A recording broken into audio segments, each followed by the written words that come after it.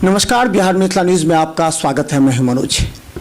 देखिए, नीतीश कुमार का सपना गांव का विकास और पंचायत सरकार भवन से। पंचायत सरकार भवन का हमने हाल दिखाया, लेकिन अब सवाल ये है कि आखिर पंचायतों का विकास होगा कैसे? इसकी जिम्मेवारी जिन कंधों पर है वो है प्रखंड विकास पदाधिकारी।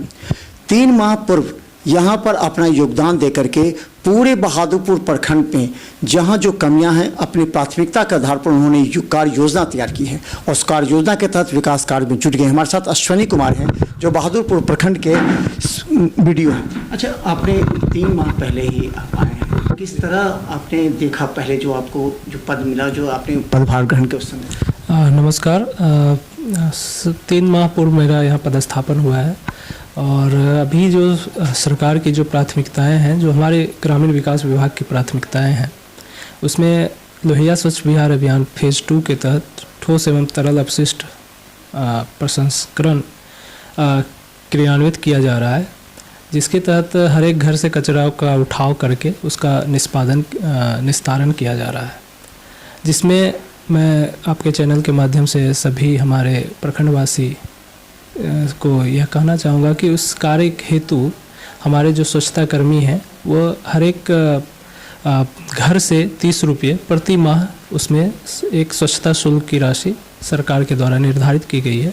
तो मैं आपके चैनल के माध्यम से लोगों को यह अनुरोध करना चाहूँगा कि वो कृपया उस स्वच्छता शुल्क को स्वच्छता कर्मी के माध्यम से रसीद प्राप्त करते हुए जमा कराएं, जिससे कि यह कार्य निरंतर चलता रहे। ये रसीद कौन देता है? सुरक्षा कर्मी, स्वच्छता पंचायत सचिव, ग्राम पंचायत के माध्यम से स्वच्छता कर्मी, स्वच्छता पर्यवेक्षक उपलब्ध कराई जाती है। स्वच्छता पर्यवेक्षक इसे इस स्वच्छता शुल्क को संग्रहित करके ग्राम पंचायत के ही खाते में, SLWM के खाते में जमा किया जाता है, जो कि पूरी तरह से पारदर्शी है।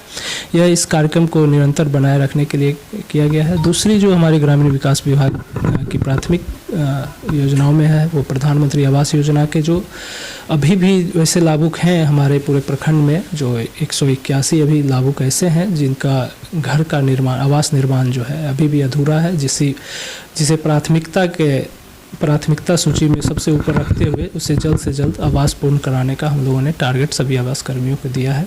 इसके अलावा जो ऐसे परिवार थे, वैसे जो योग्य परिवार या लाभुक थे जिनका नाम किसी कारणवश प्रधानमंत्री आवास योजना में नहीं आ पाया था, तो उनके लिए मुख्यमंत्री ग्रामीण आवास योजना के तहत उनका नाम यहाँ पे जोड़ा गया था। वैसे भी लाभुक हमारे यहाँ हैं, अभी भी 36 ऐसे लाभुक हैं जिनका आवास निर्माण कार्य अपूर्ण है।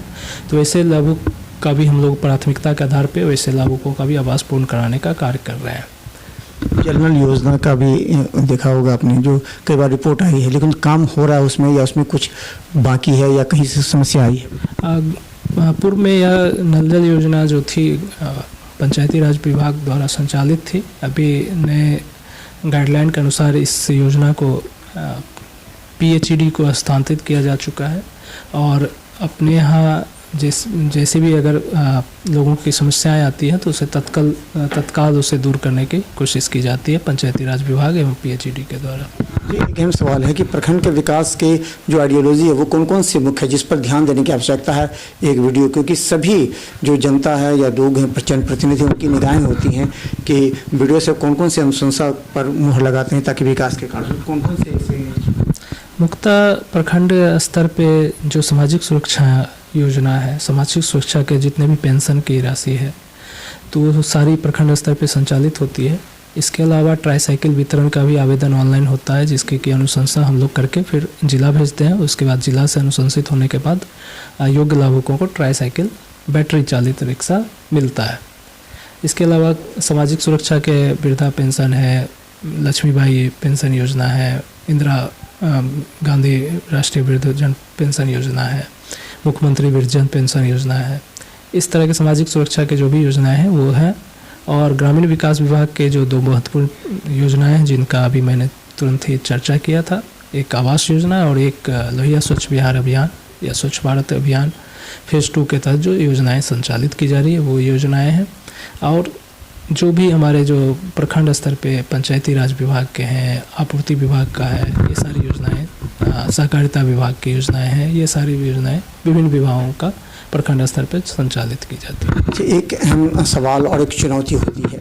कहा जाता है कि प्रखंड में जो एक सरकार की जब समीक्षा की जाती है तो कहते हैं कोई भी व्यक्ति प्रखंड से वापस ना जाए खाली, और तो वहाँ पर अधिकारी कर्मचारी मिल जाए उनकी समस्या के निदान के लिए। इसके बाद पंचायत सरकार भवन जो बना है, हमने देखा है कि खराजपुर पंचायत सरकार भवन आज हमने देखा ताला बंद है। भवन तो बन जाते हैं लेकिन ताला बंद है, तो वहाँ कर्मचारी आते नहीं। तो पंचायतों का विकास कैसे होगा? या फिर प्रखंड में जो बाहर से लोग आते हैं गांव से इतनी दूर, उन लोगों के लिए क्या आपने कोई कड़ी व्यवस्था की है ऐसे लोगों के लिए जो नहीं आ पाते? बिल्कुल, इसमें हम हमारे स्तर से भी जो प्रखंड स्तरीय बैठक की जाती है उसमें सभी विभागों को यह निर्देश दिया जाता है कि आप अपने जो भी पंचायत स्तरीय कर्मी हैं वो जो पंचायत, अगर 2 पंचायतों का है उनको प्रभार, तो अपना रोस्टर वाइज ग्राम पंचायत में बैठना सुनिश्चित करेंगे और इसका क्रियान्वित हम लोग पूरी क्रियान्वयन इसको करवाना सुनिश्चित करेंगे। जैसा कि आप बता रहे हैं खराजपुर, तो इसमें हम प्रखंड पंचायती राज पदाधिकारी को इस मामले में अग्रतर कार्रवाई करने हेतु तो सूचित कर देंगे। तो धन्यवाद। हम आपको बता दें, किसी भी प्रखंड और पंचायत के विकास के अगर सपने देखे जाते हैं तो उसमें अधिकारी की काफ़ी भूमिका है, उसमें जनप्रतिनिधि भी काफ़ी अहम भूमिका निभाते हैं। इस परिस्थिति में अगर नीतीश सरकार की जब भी समीक्षा होगी उस समय ये कहा जाएगा कि कोई एक व्यक्ति पंचायत या प्रखंड से आवेदन लेकर वापस ना आए या चक्कर ना लगाए, इसके लिए तमाम कर्मचारी अधिकारियों को समय पर कार्यालय उपस्थित होना काफ़ी अनिवार्य है। देखते रहिए बिहार मित्र न्यूज। धन्यवाद।